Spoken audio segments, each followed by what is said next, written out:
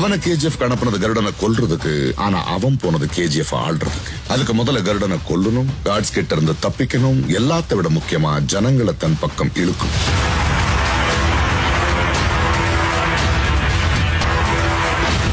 அங்க இந்த 3 கைதிகள்ல ஒருத்தனா வந்து எல்லாருக்கும் முன்னாடி கருடனை கொன்னான். வானரம் காட்ஸ் துப்பாக்கியை பிடிச்சு நின்னப்போ அது வரைக்கும் தலை தூக்க பயந்துட்டு இருந்த ஜனங்க ராக்கி மேல நிக்கிறத பார்த்ததும் காட்ஸ்ங்க தலைகளை மிதிச்சு முன்னேறினாங்க.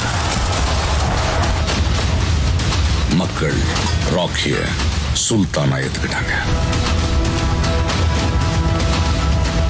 நீங்க சொன்ன மாதிரி இந்த போட்டியில ஜெயிச்சு ஒரு கேங்ஸ்டர் இல்ல சார், ஒத்தையா வந்து புகுந்து அடிச்ச மான்ஸ்டர்.